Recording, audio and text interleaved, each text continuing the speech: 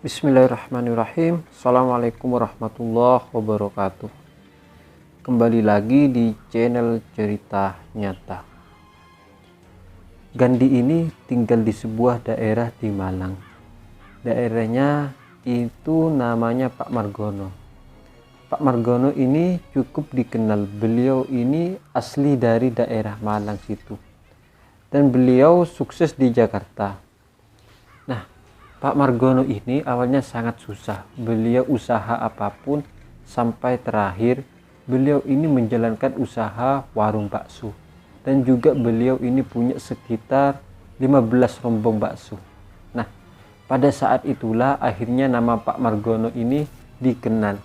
Jadi kalau ada orang-orang asli sana atau anak-anak yang baru lulus sekolah dan mereka kebingungan mencari pekerjaan, biasanya tempat yang dituju adalah tempat Pak Margono ini.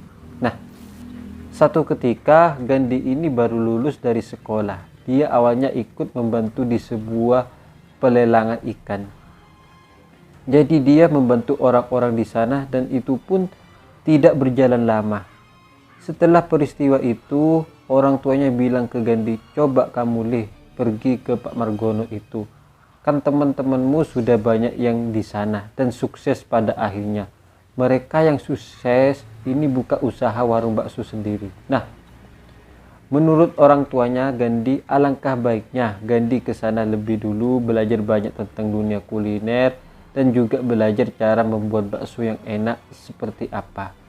Setelah itu dia bisa buka usaha sendiri. Ini tujuan dari orang tua si Gandhi. Nah, sekitar 2 bulan setelah itu, Gandhi pun berangkat menuju ke Jakarta. Setelah sebelumnya orang tua Gandhi sudah menghubungi Pak Margono sendiri dan Pak Margono menerima dengan baik. Apalagi ini adalah putra daerah yang satu desa dengan Pak Margono. Singkatnya, ketika Gandhi ini datang di Jakarta, dia langsung tinggal di sebuah rumah.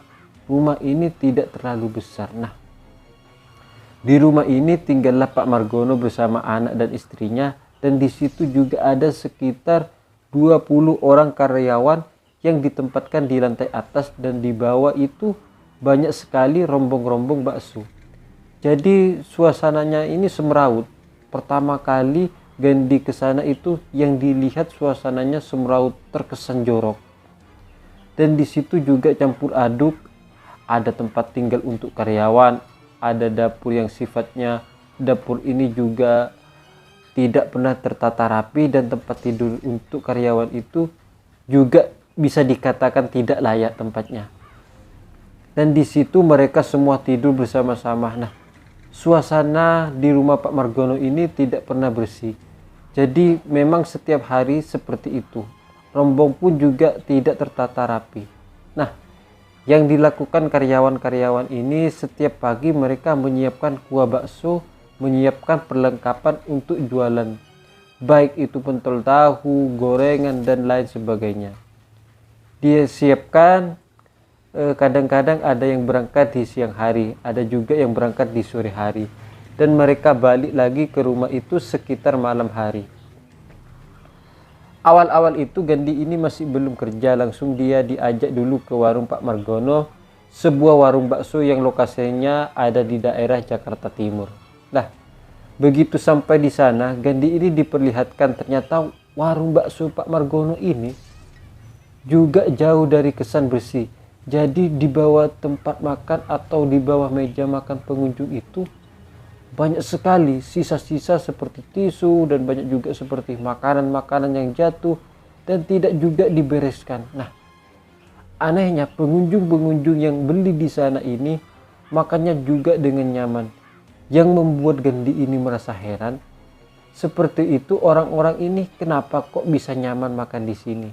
Dan ketika Gandhi ini beberapa kali menuju ke warung bakso itu untuk mengantarkan pentol dan juga perlengkapan bakso, awal-awal memang seperti itu.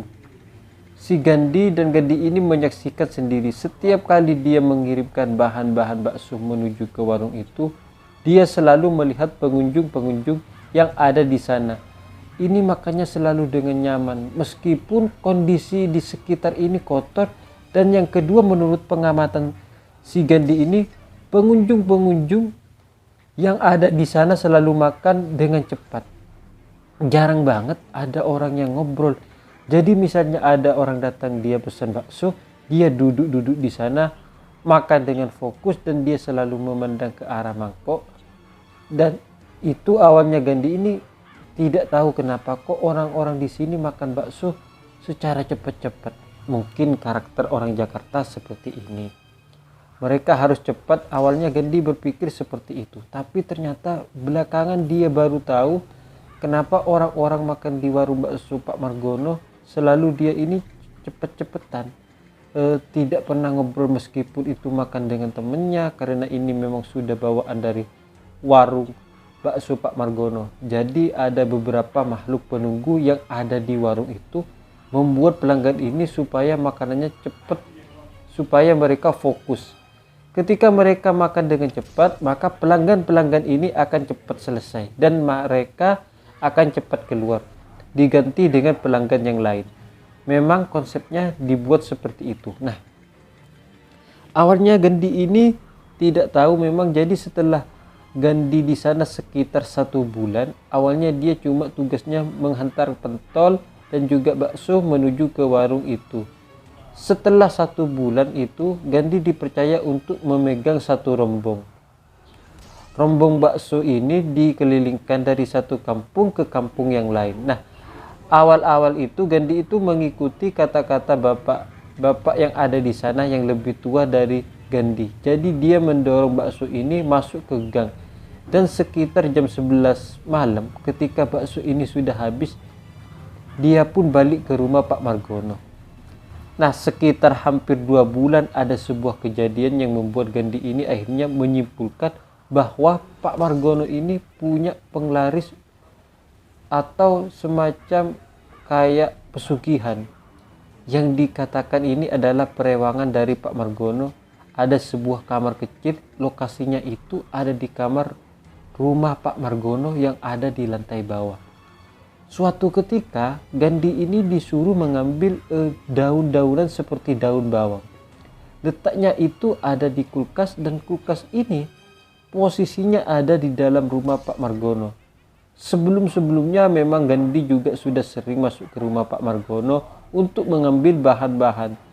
Tapi kalau waktu itu dia masuk ke rumah Pak Margono, dia melihat Pak Margono itu ada di dalam ruangan. Tidak bisa dikatakan kamar, karena ruangan ini agak kecil, lebih tepatnya seperti gudang. Tapi di situ Pak Margono ini duduk bersila sambil menghadap ke sebuah arah.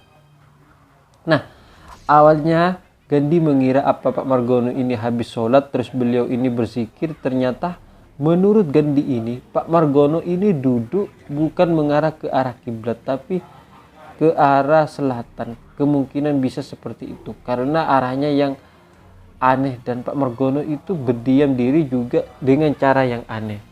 Gandhi ini langsung mengendap-endap pelan-pelan supaya dia bisa menyaksikan pemandangan ini agak lama. Jadi ternyata waktu itu Gandhi ini ambil sesuatu dengan pelan.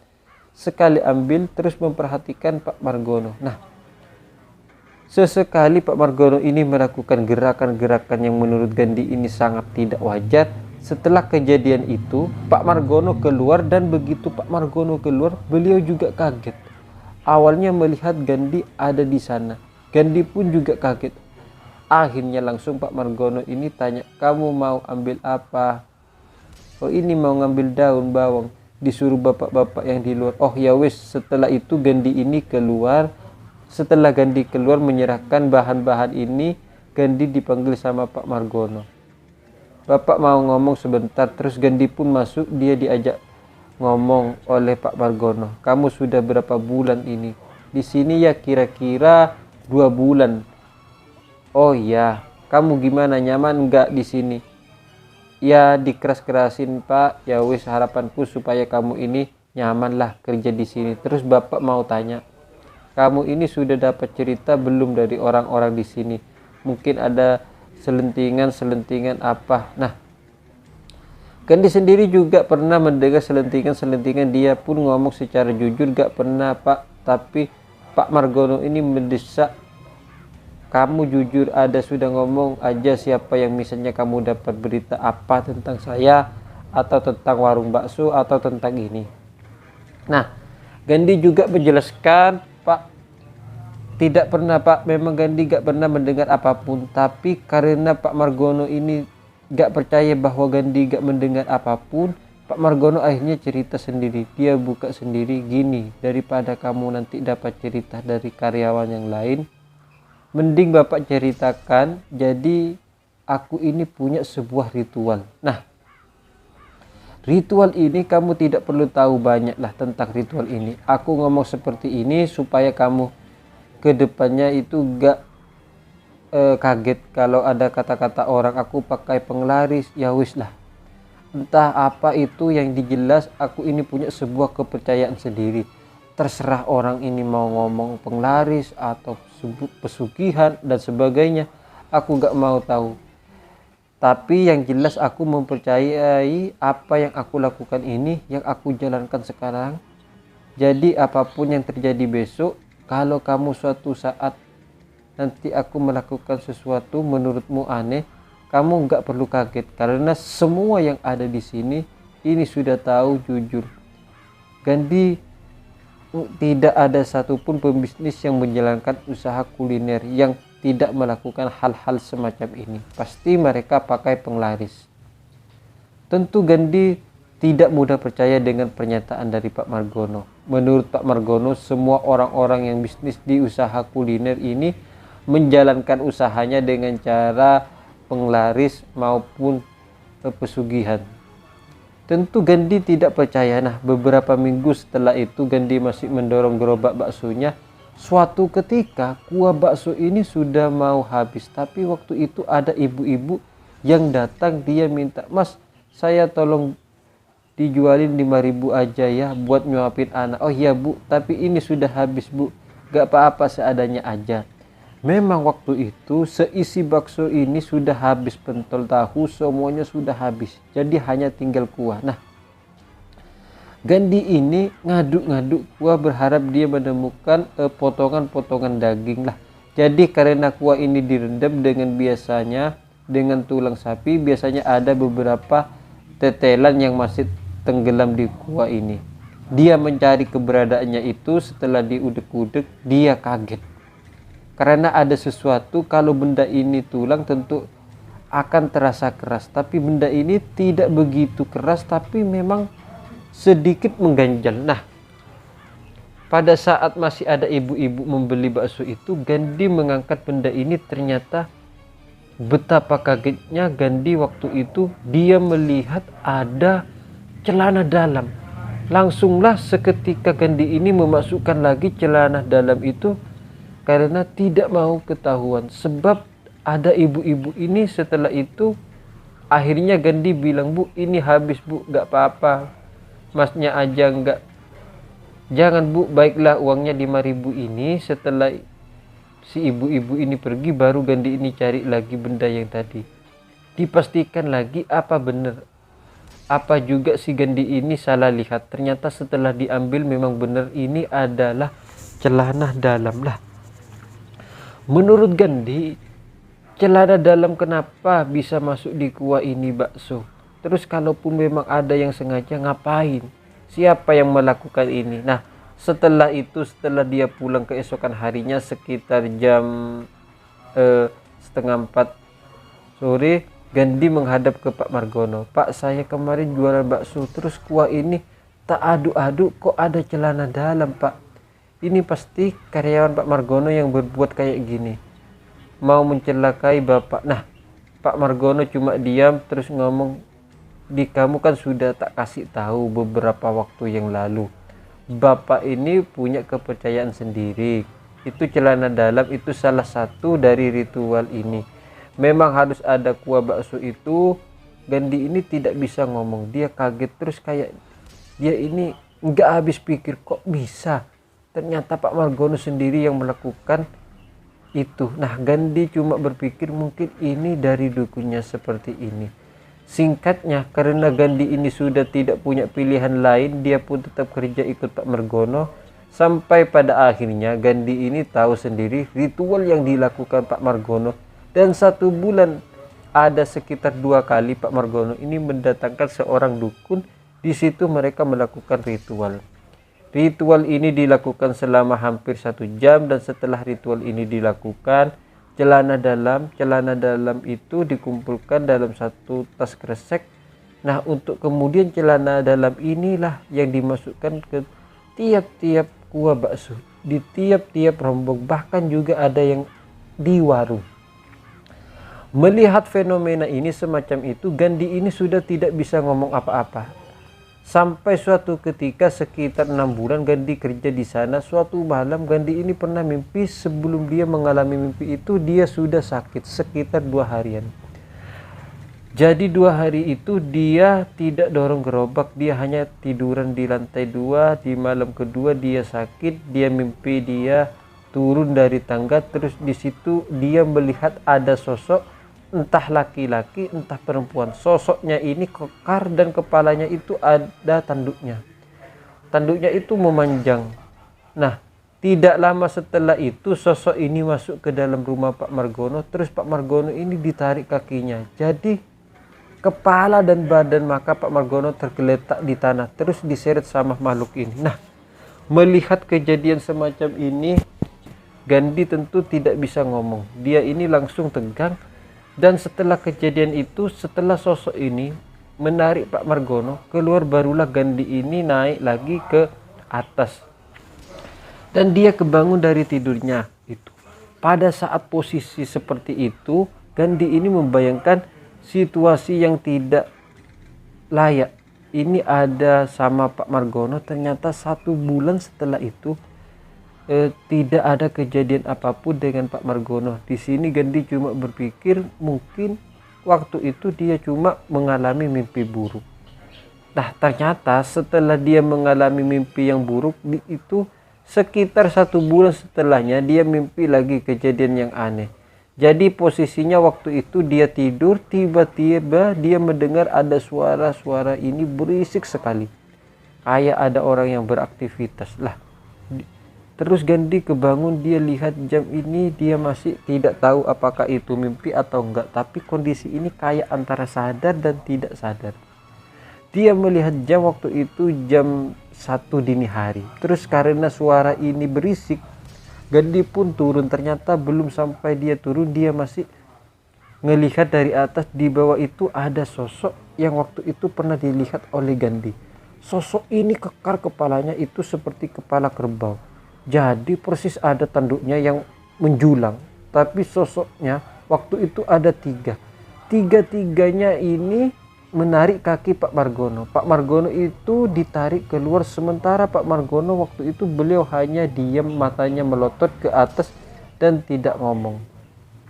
Dan tidak ngomong apapun. Setelah melihat kejadian itu, Gandhi lagi gemeter badannya dan kaku. Setelah kejadian ini usai, barulah Gandhi ini kebangun lagi. Tapi yang dirasakan Gandhi waktu itu benar-benar seperti nyata. Nah, beberapa hari kemudian setelah kejadian itu, Pak Margono ini jatuh. Nah, sempat pada saat Pak Margono ini dirawat di rumah sakit, Gandhi dan beberapa karyawan yang lainnya ini sempat menjenguk ke sana. Nah, ada informasi dari beberapa orang yang dari awal menjaga Pak Margono ini adalah salah satu karyawan kepercayaan Pak Margono. Dari awal Pak Margono dirawat di rumah sakit, dia ikut menjaga Pak Margono. Nah, dia inilah yang cerita. Jadi awalnya ketika Pak Margono itu dimasukkan di ruang rawat inap, di situ ada sekitar 6 pasien yang lainnya. Tiba-tiba Pak Margono itu duduk dari tidurnya. Yang awal-awalnya ini beliau tidur, tiba-tiba beliau buka mata, terus langsung beliau duduk. Dia nunjuk ke arah pintu, ngomong ke salah satu karyawannya. Ini karyawannya namanya si Aji. Ji, usir itu siapa? Usir. Nah, menurut Pak Margono, beliau itu melihat ada sosok babi hutan, tapi ukurannya benar-benar besar. Dia ini seolah mau menyeruduk masuk ke dalam ruang rawat inap itu. Jadi pada akhirnya inilah Pak Margono itu teriak-teriak suruh mengusir babi hutan ini, Karena Aji karyawan itu tidak tahu, dia tidak bisa melihat di situ ada celeng atau babi. Di situ Aji bilang ke Pak Margono, gak ada apa-apa Pak, gak ada apa-apa. Tapi Pak Margono terus teriak-teriak dan menuju ke arah pintu itu sampai benar-benar pasien yang lain ini terganggu karena teriakan Pak Margono. Dan pada akhirnya istri Pak Margono ini memindahkan Pak Margono di ruang VIP. Nah, pada saat beliau ada di ruang VIP itu, beliau sendirian sore itu, Aji ini membeli makan. Dia turun menuju keluar rumah sakit, setelah itu dia masuk lagi. Tiba-tiba dia ini buka pintu. Pak Margono itu berdiri di atas tempat tidur. Jadi persis kayak orang kaku. Nah, melihat kejadian itu, Aji ini tentu kaget. Pak, Bapak kenapa kayak gitu? Pak, ayo duduk Pak. Barulah di situ Pak Margono ini duduk dan tiba-tiba dengan pandangan mata yang kosong Pak Margono cerita, Ji, barusan ada yang datang, Ji. Siapa Pak? Ada Ji, 4 orang Ji. Katanya aku mau dibawa terus, aku mau, tapi katanya nanti malam ini mau datang lagi. Aku mau dibawa Ji. Pak, jangan ngomong yang aneh-aneh. Sudah Bapak harus sembuh, ini Bapak harus kerja lagi. Sudah ya, jangan mikir yang aneh-aneh. Nah, pada akhirnya cerita ini disampaikan ke istri Pak Margono oleh Aji, dan pada akhirnya karyawan-karyawan juga tahu cerita tentang ini, termasuk Gandhi. Pada saat Gandhi menjenguk ke sana, kondisi Pak Margono ini masih baik-baik saja. Sebenarnya hanya ada infus yang menempel di badannya, tapi waktu itu Pak Margono ini tidak bisa diajak ngomong. Kalaupun beliau ini buka mata, beliau ini hanya ngomong secara mengerang. Jadi mereka semua tidak tahu apa yang dibicarakan oleh Pak Margono. Singkatnya, Pak Margono ini dirawat di rumah sakit itu sekitar 3 mingguan. Sampai pada suatu ketika sore itu, ketika Gandhi ini keliling dari kampung ke kampung menjajakan baksonya itu, tiba-tiba dia dapat kabar dari grup WA. Dia melihat berita bahwa Pak Margono ini meninggal. Dan besoknya akan dibawa ke Malang jenazahnya, dimakamkan di desanya itu. Jadi semua karyawan tentu kaget mendengar berita ini. Jadi waktu itu tidak sampai malam hari, Gandhi dan semua karyawan ini langsung balik ke rumah Margono. Di sana sudah ramai sekali menunggu kedatangan jenazah dari Pak Margono. Jenazah dibawa pulang lebih dulu. Setelah itu tidak sampai 1 jam jenazah Pak Margono langsung dibawa menuju ke Malang. Banyak sekali iring-iringan pengantar jenazah yang mengantarkan Pak Margono menuju ke Malang.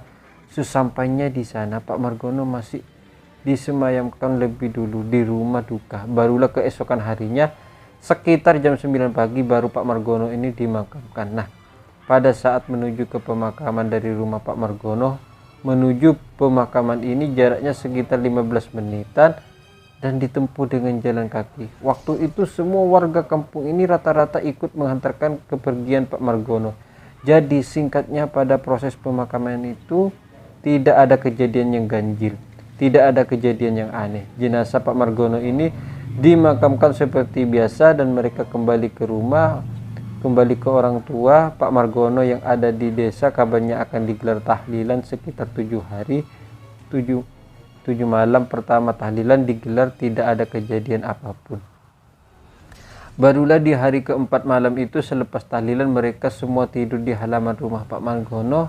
Ada juga yang pulang ke rumah masing-masing. Nah, Gandhi waktu itu pulang ke rumahnya, dia tidur di rumah dan dia mimpi itu ada di rumah Pak Margono yang di Jakarta. Di situ Gandhi melihat Pak Margono ini sekali lagi kakinya itu ditarik, sementara kepala dan badannya Pak Margono ini terseret di tanah. Nah, makhluk-makhluk ini menyeret Pak Margono itu dengan cara kasar. Raut wajah mereka atau badan mereka ini warnanya itu cenderung kemerah-merahan. Di situ Gandhi melihat makhluk yang menyeramkan semacam ini kayak berkali-kali sering dilihat oleh Gandhi. Nah, pada saat itu Gandhi melihat Pak Margono ini benar-benar tersiksa. Jadi wajahnya ini hancur karena terseret tanah. Tangan Pak Margono pun juga patah.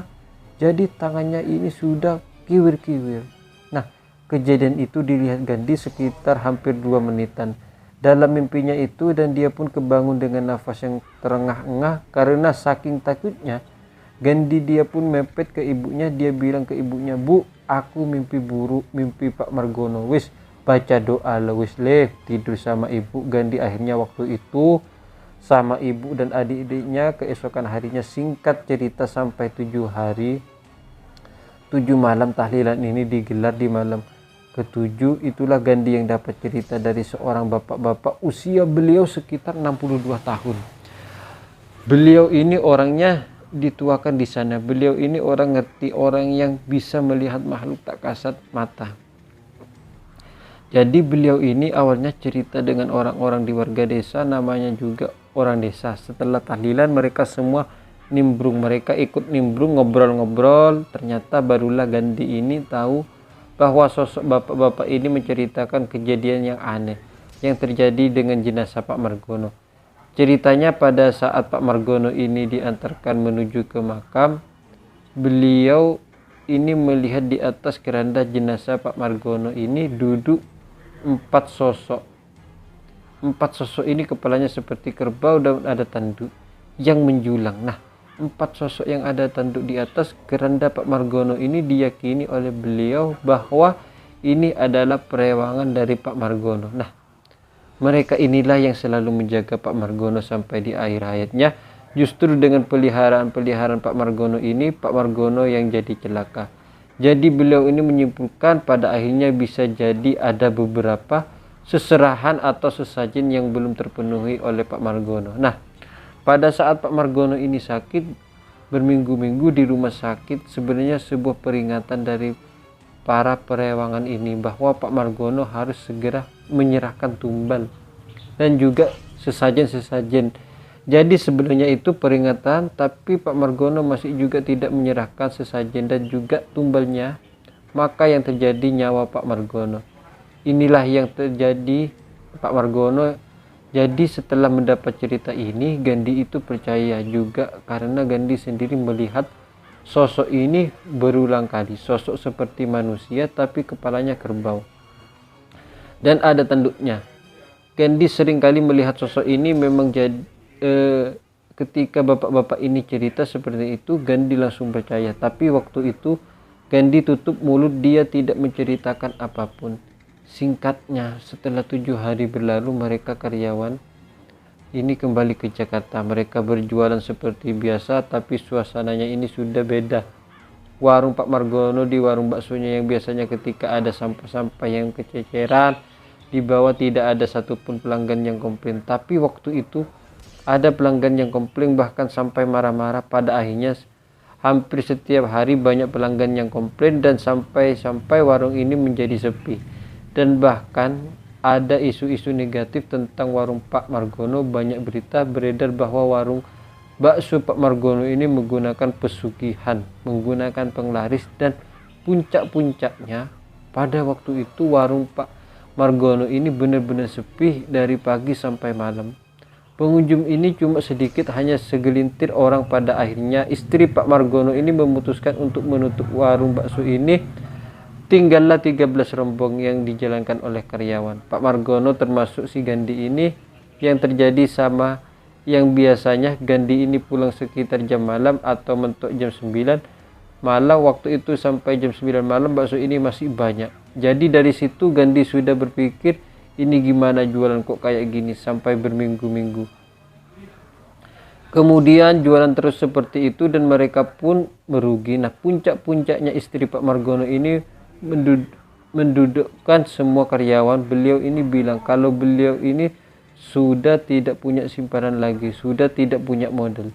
Yang sebelum-sebelumnya uang simpanan ini untuk membayar biaya rumah sakit Pak Margono sudah habis semua. Simpanan-simpanan ini, dari situlah istri Pak Margono minta maaf ke semua karyawan termasuk Gandhi. Istri diam Pak Margono ini memutuskan untuk mengakhiri usaha bakso tersebut.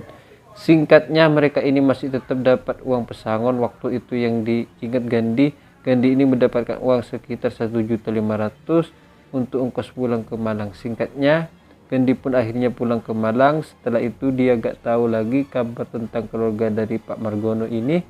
Pada akhirnya Gandhi ini pun kerja di sebuah pabrik yang ada di Malang.